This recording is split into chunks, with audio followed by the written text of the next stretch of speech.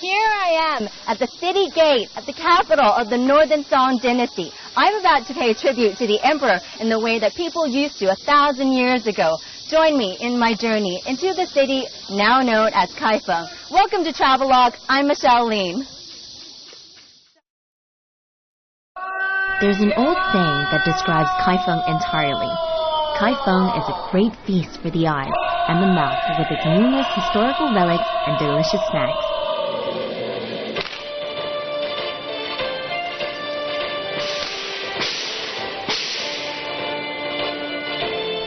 Located in the eastern Henan province, Kaifeng was once the capital of 6th dynasty and is now listed as one of the 7 ancient capitals in China. To get to Kaifeng from Beijing, you should first take a plane to the city of Zhengzhou, and from there, it's only an hour car or bus ride away. There's an old Chinese saying, things stay the same, but people don't. But that's not always true. Even after thousands of years, one man has remained in the hearts and minds of the locals in Kaifeng, Lord Bao. A judge from the Song dynasty renowned for his sense of fairness, he was nicknamed Bao Qingtian, or Unclouded Sky Bao. 秦香莲，你状告哪一个？当朝驸马陈世美。什么？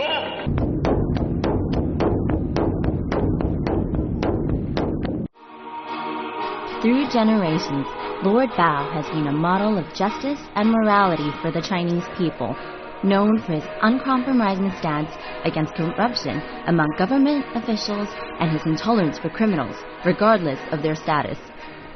In his court, the guilty never went unpunished. I've just been told that this is the courtroom where Lord Bao used to judge the lawsuits that were brought to him. And when he sentenced somebody to death, he would use the dragon for the royal family, the tiger for the upper class, and the dog for the common person. 保证为了大宋江山，为了庶民百姓，不怕丢掉乌纱，也要将你定斩不饶。 At the city hall in Kaifeng, there's a stone tablet with all the names of all the officials that once worked here. But so many people have come here and touched Lord Bao's name that you can barely make it out now. We're looking at these wax figurines that depicted Lord Bao's trials. And while this here on his coat might look like a dragon, in fact it's not. It's a big snake, and it's his status that allows him to wear something so similar to the emperor's robes. Even these little things on his head right here, the longer they are, I've just been told, the more important and the more powerful and the higher rank he is. I mean, you've also got to take a look at all these other figurines. They're very important figures in Chinese history, and if you look carefully, each wax figure has been placed, like each hair has been placed strand by strand into its faces. It's really quite amazing. Like, it's just so similar to Madame Tussauds in London. The Song dynasty was one of the most prosperous periods in China's history, and while the city is no longer in its full glory, when you come here, you'll still be able to experience the richness of its history and culture through replications and reenactments of these past days.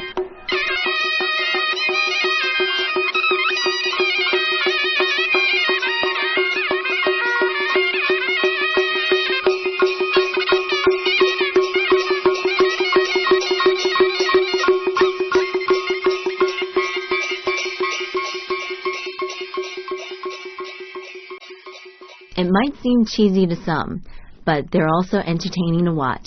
and it gives the audience a sense of what Kaifeng used to be. In China, and especially in Kaifeng, the place where Lord Bao lived and worked, he maintains a deep influence on the people, and his name is synonymous with justice. Because of his uncompromising beliefs, Lord Bao often had conflicts with other powerful members of the imperial court. At one point, he had 30 high officials demoted or dismissed for corruption, bribery, or dereliction of duty. This quiet, ancient memorial hall, not far from the city hall, is a place where people are able to come to pay tribute to him. And don't be surprised if you meet someone who reveres Lord Bao as a god.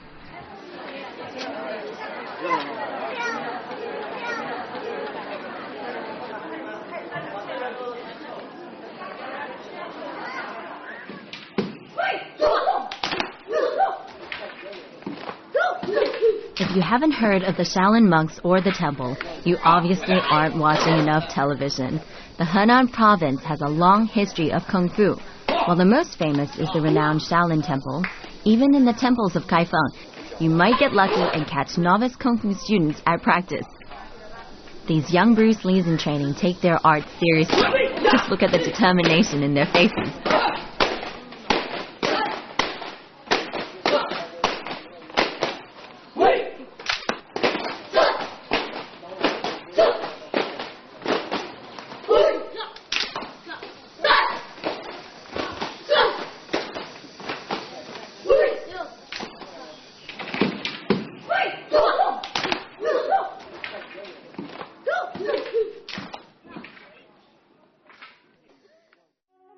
Located at the 1,000-year-old Shangguo Buddhist temple in Kaifeng, the 1,000-handed Buddha sits in the center of an octagon-shaped hall called the Arhat Hall.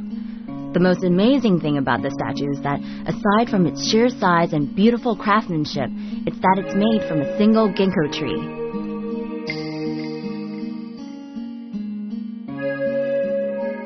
With 1,000 hands carved and 1,000 eyes painted on a 5-sided Buddha, it's so easy to be in awe of its entire magnificence.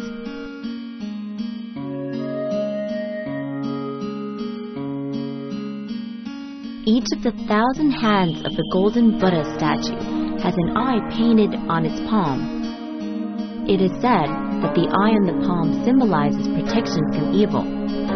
Another interpretation, well, one that I prefer actually, is that Buddha is all-seeing and all-helping.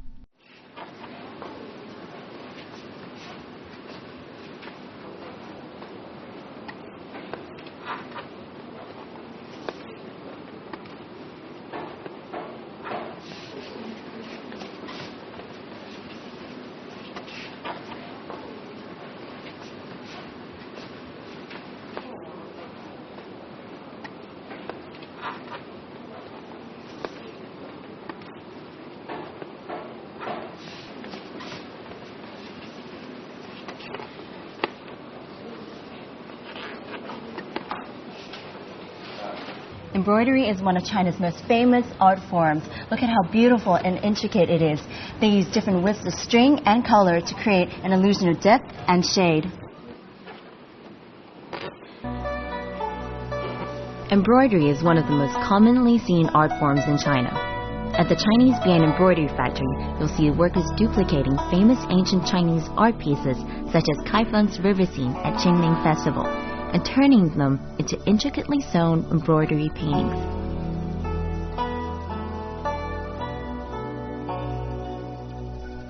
But it's not all traditional. These embroiders now use heavier stitching and a wider range of colors to create lifelike portraits and duplicates of famous oil and water paintings. Anything really. Each stitch is sewn by hand and with such care that every time a mistake is made, it's redone. I can't even begin to imagine how much patience is needed to do that. With a needle in hand, these ladies weave color into the canvas, pouring their heart and soul into every piece.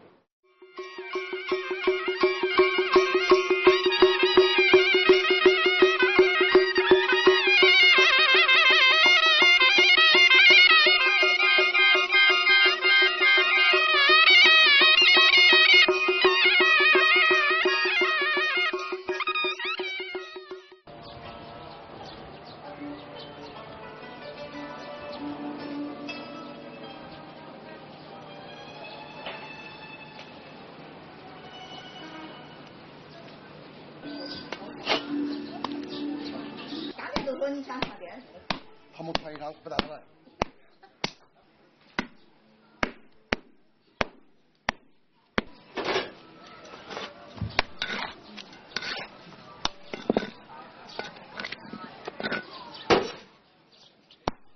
Crushed peanuts and honey are combined to create this famous local snack.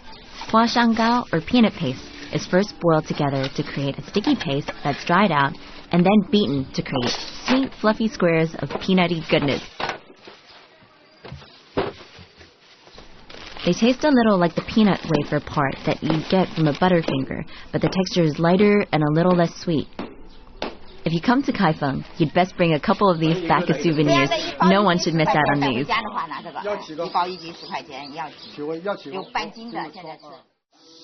In this theme park, you can take a journey back in time to glorious days of the Song Dynasty and experience what it must have been like for the residents of this capital city.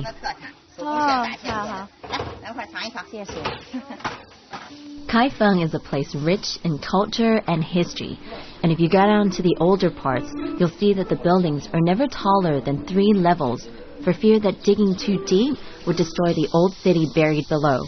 In fact, while we were visiting, an ancient tomb was discovered right in the middle of the city. I'm dead.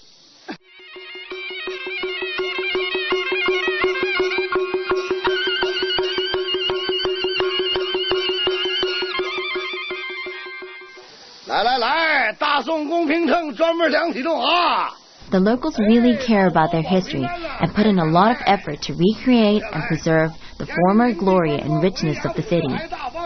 It's really amazing to see the modern lives of the people and how deeply rooted their lives are in their heritage. From their perseverance, you'd never even guess how many times the city has been plagued by tragedy. Frequent floods, invasions, and dynastic disintegration have all taken place here. But while these tragedies destroyed many of the buildings in Kaifeng, the city continued to overcome adversity by rebuilding their lives.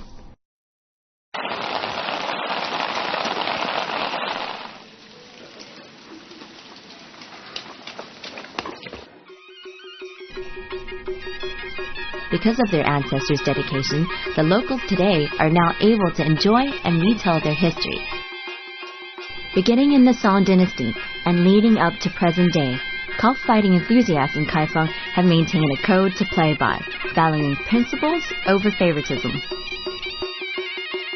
There is a practice that allows roosters to be given away freely, but the recipient is not allowed to transfer it to others or breed it with hens. But really, in order for that to happen, you have to be a real enthusiast before you could be deemed worthy of receiving one. It's said that cockfighting enthusiasts in Kaifeng often love their roosters more than they do their own children.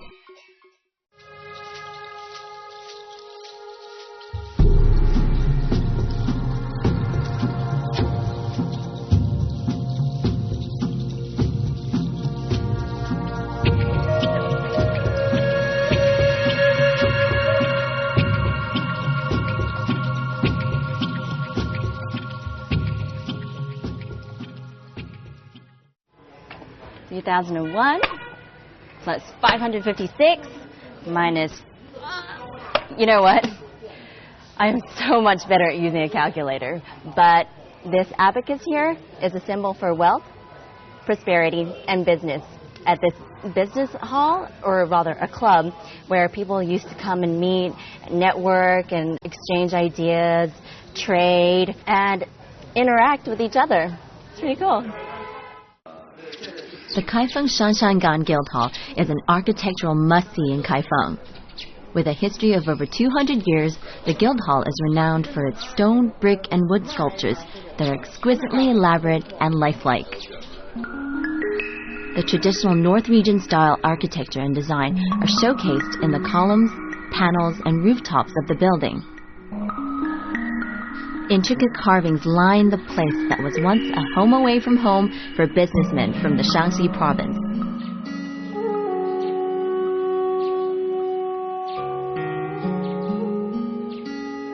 The most famous carvings here are that of the dragon, and the detail is so precise that even the pearl in its mouth is carved into a perfectly shaped ball.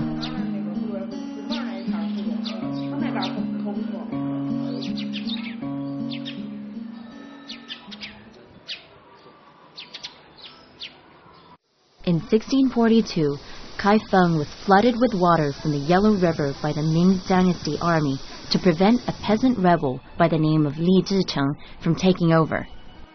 The city was abandoned, but today you'll find remnants of the old city buried under this lake. A new city atop an old.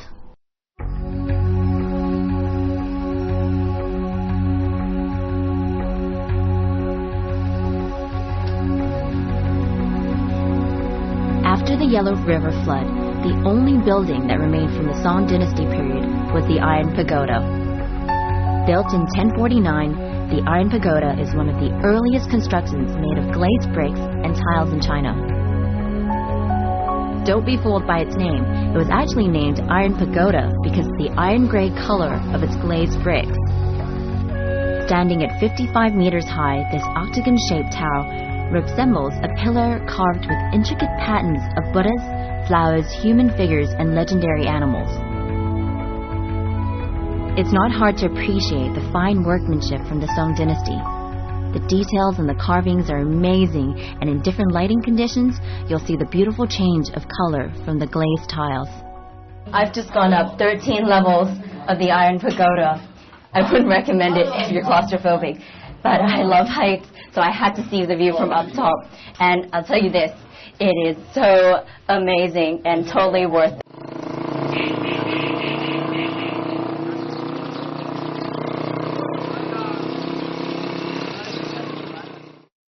We travel off the beaten track to the town of Zhuxian, a quaint place not far from Kaifeng, in search of some peace and quiet. It's nice to get away from the hustle and bustle of Kaifeng for a while, and I feel so relaxed being here.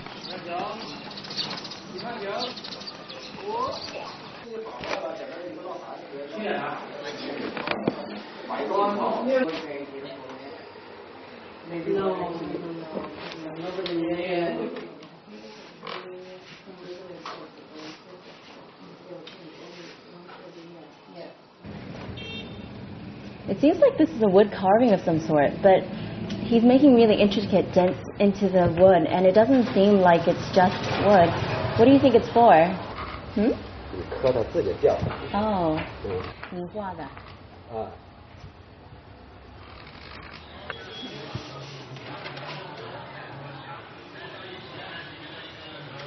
With a history of over 800 years, Zhuxian Town woodblock mirror pictures are one of the oldest folk woodblock arts in China.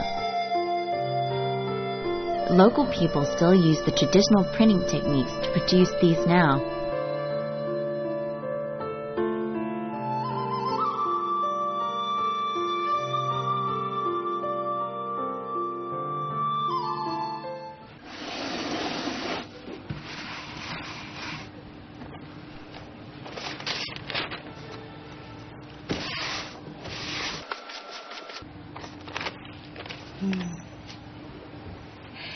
That's pretty good for a beginner, I reckon.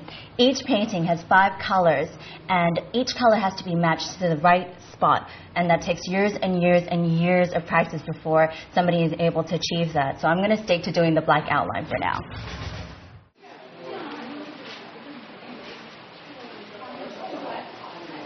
The first wooden block prints the black and white outline. Traditionally, 5 colors are used for the Zhuxian print, which means 5 other blocks of wood need to be carved at the exact part and matched up to the area in the painting that requires that color. This traditional art form is often seen on the doors and walls of houses around New Year, but they are so beautiful that they are often left all year round.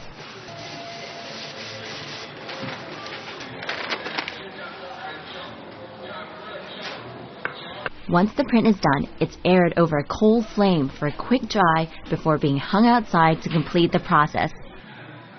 Woodblock prints are available around China, but Zhuxian has its own unique style and themes. The usual themes are exorcising ghosts and conferring blessings, gods and customs, and theatrical and historical legends. In Zhuxian prints, The lines are simple and strong, and the people depicted in the paintings have big heads and small bodies.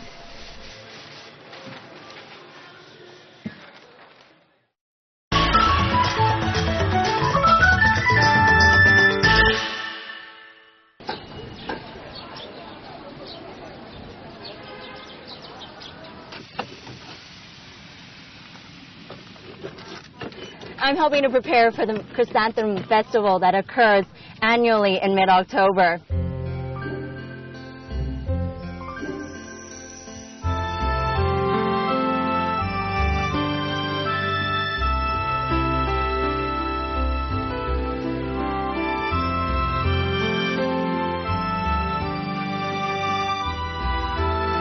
Chrysanthemums are the golden flower in Chinese culture. Blooming in autumn as others fade, it symbolizes robustness and nobility. It also happens to be Kaifeng's city flower. Every year, thousands and thousands of chrysanthemums are grown to prepare for the annual Kaifeng Chrysanthemum Festival, which takes place around October.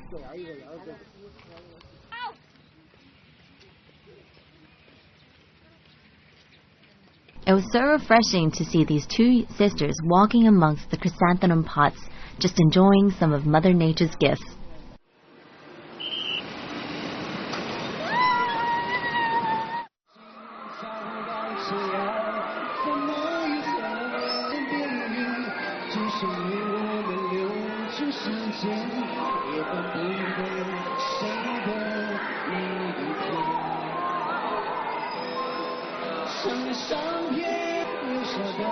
On a day-to-day basis, though, the lives of people in Kaifeng are simple and understated. They enjoy the simple pleasures of life, and while it might not be as glorious as it once was in the Song dynasty, the people of the city still maintain the nobility of their ancestors.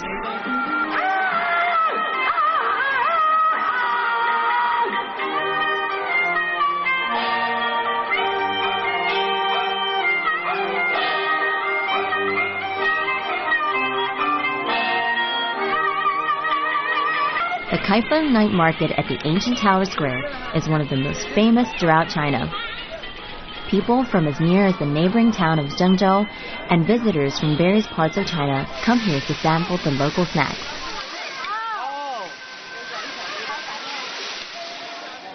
I love night markets. Whenever I go traveling, I love seeing what local people like to eat, and I love the energy, the hustle, the bustle, and all these various different things that, you know, the locals enjoy.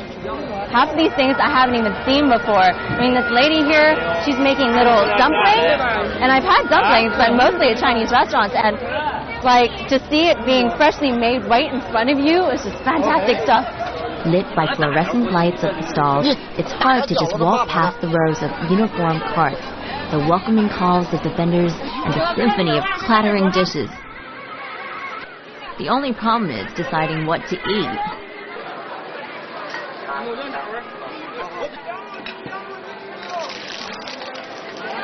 In Kaifeng, they don't have a unique nightlife, but people still enjoy their night food markets. Kaifeng's night food market is famous across China for their glorious suppers. There's so many delicious snacks on offer, like braised fish, dumplings, baked meat cakes with beef fillings, sweet porridge, almond tea, stewed pears. Oh, I could just go on. These different snacks guarantee that there will be something for everyone. Wow. I think it's gonna be a combination of bean sprouts and smells like onion and spring onion and he's mixing it with some vegetables.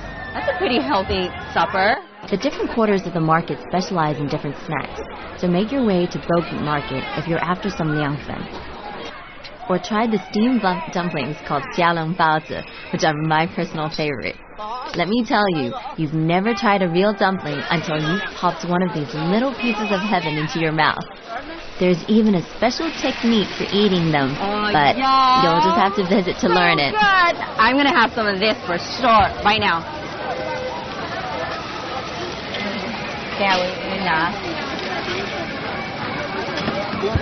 Oh my god. It is so good. For the more adventurous eaters, shoot over to the crossroads at Zio Road, where you'll find dozens of stalls selling chicken blood soup. I'm not entirely sure that's my thing, though. But for the more conservative carnivores, check out the roast chicken, beef, and mutton vendors at Beidao Gate or the wonton stalls at Wuchao Gate. The market is open all night long, so if you feel like a little midnight snack or 3 a.m. post-alcohol grub, you'll be spoilt for choice. And after that, if you feel like a little tour of the town, take a rickshaw from the night market back to the hotel. I fully recommend it.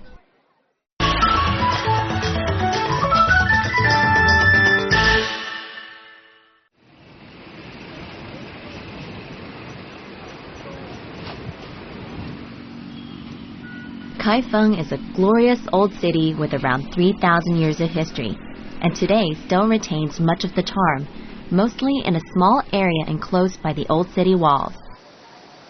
The city wall has been destroyed so many times. The wall you're looking at is only 150 years old. The Song dynasty was one of the most prosperous periods in China's history. While the city is no longer in its full glory, when you come here, you'll still be able to experience the richness of its culture and history through replications and reenactments of these past days.